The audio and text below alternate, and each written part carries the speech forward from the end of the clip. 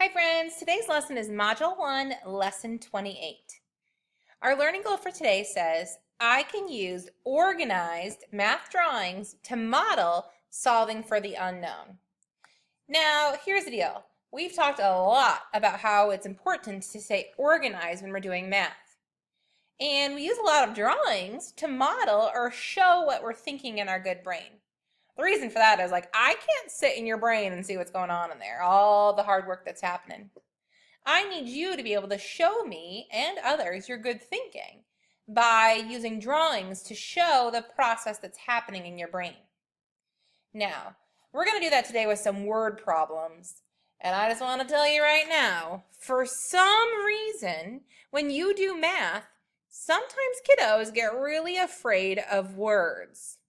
Now, what's scary? Ah! Spiders are scary. Spiders are totally scary. Get out of here, spider. Spiders are for sure a scary thing. If you saw a spider running into your math lesson, you should for sure scream. I know that I would. But you know what? Words are not scary in math. When we have number sentences, it tells us information about what's happening. When you add words around those numbers, it doesn't change anything. It just tells you a little bit more information. I like to tell you stories when we're doing math. I just don't usually write them out in words. But now that we're in first grade and we're moving and grooving in first grade, we're going to start looking at word problems. They're just math number sentences with the story written down too. So don't be afraid of the words. We know how to do math. Let's listen to the stories. Okay, so here we go today. 7 ballerinas danced on stage. 4 jumped and the rest twirled. How many ballerinas twirled? Okay, so this is what we do when we hear a math story. We're going to use our good thinking. And remember, our learning goal said that we're going to use math drawings that are organized to model all of the thinking that's happening in our brain.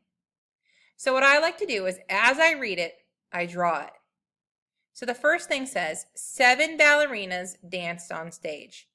Who remembers how we do a quick math drawing? Yes, good job with circles.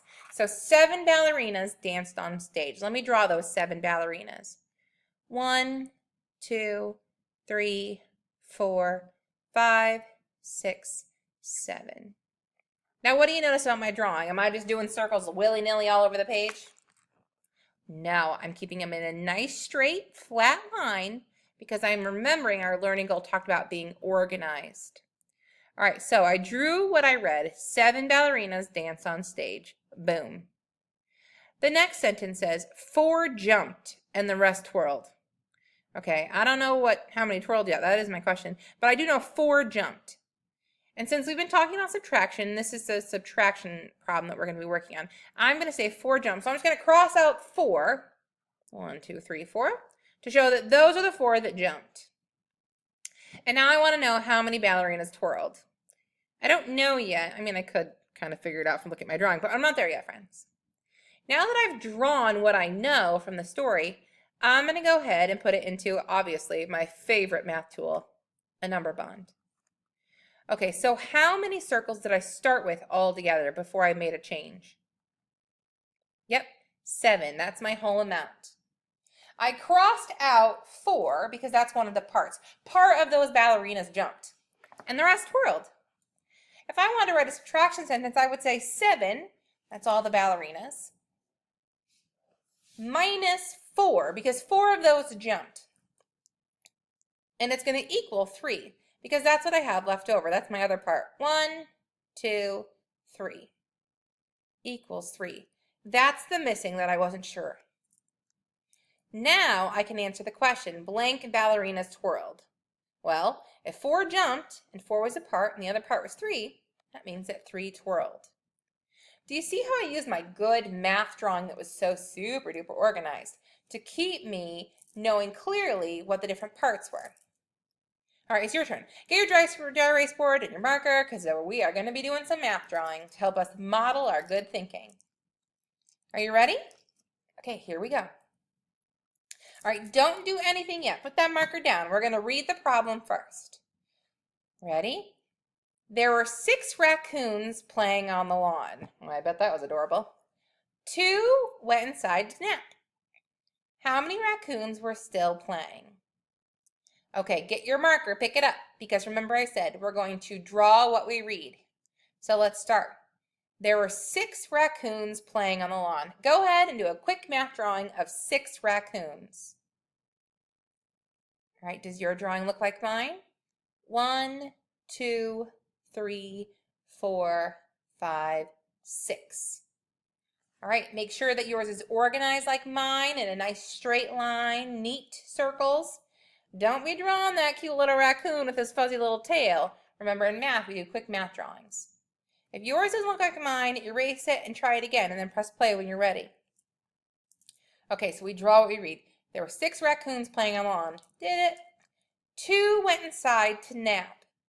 So how are we going to show that 2 left? Yes, let's cross out 2 of those circles. So 2 went inside to nap. Do you see how I'm modeling with my drawing? I'm showing what I'm thinking. There were 6, but then 2 went inside. Perfecto. Do you already know the answer of how many we're still playing? I bet you do, you smarty pants. Good. All right, let's go ahead and draw a number bond down in the corner. All right, I want you to try. What do you think? We had 6 and then 2 went inside. Where is that going to go in our number bond? Try it. Fill it in and then show me. Okay.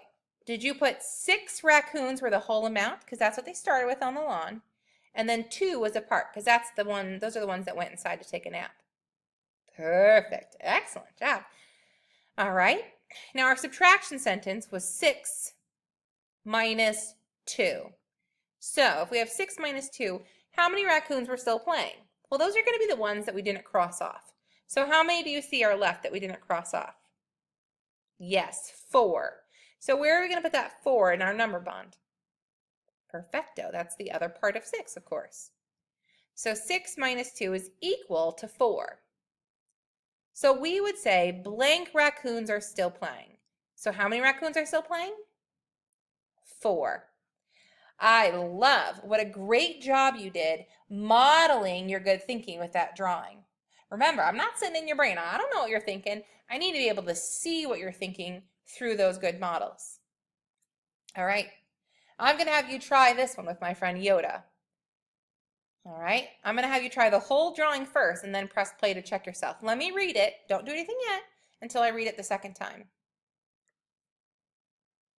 8 Yodas were at the party. Sorry.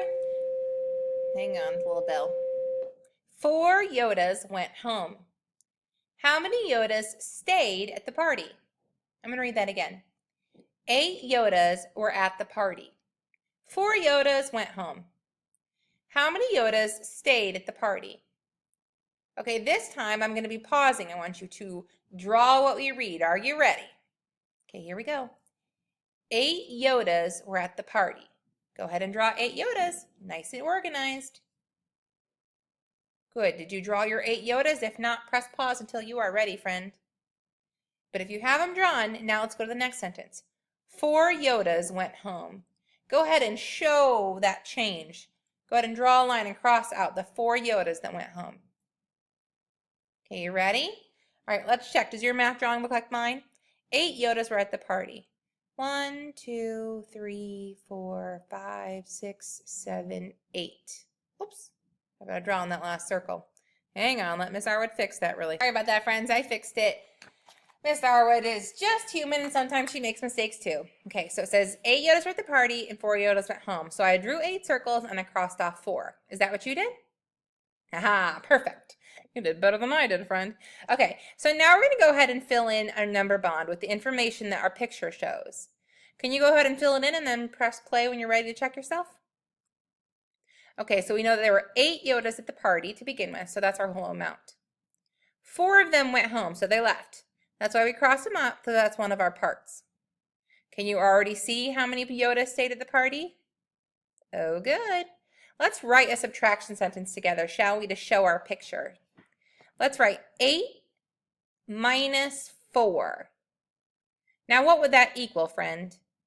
Yeah, it's going to equal 4. 1, 2, 3, 4, because I see 4 circles are clearly not crossed out. So that's the other part. So 8 minus 4 equals 4. Go ahead and fill in your number bond and finish your number sentence. Okay, so then it would say blank Yoda stayed. Well, how many stayed, friend? Yeah, 4 Yoda stayed. Perfecto. Our learning goal for today says, I can use organized math drawings to model solving for the unknown. And that's exactly what we've been doing. You've been doing a beautiful job with keeping so organized, because you'll see, especially when we're crossing out and we're looking for the chunk that's not crossed out, if you're all scribble scrabble and making a big hot mess out of everything, it's going to be really hard to show our good thinking that way. All right, it's your turn. This is what I'd like you to seesaw to me. I'm going to read the problem for you twice. Then I want you to fill in the number bond. You'll end up drawing a picture and writing a good subtraction sentence and then writing the answer to the bottom. All right, so here we go. 6 penguins went fishing. 2 caught fish. How many penguins did not catch fish? All right, I'm going to read it again. This time I want you to go ahead and do your good drawing so that you can do the rest of it on your own. 6 penguins went fishing. Go ahead and draw 6 penguins. 2 penguins caught fish. Go ahead and show me how you would show in your picture that 2 caught fish. All right, now you should know how many did not catch fish. Fill in that number bond, write your subtraction sentence, and tell me the answer. Good luck, friend.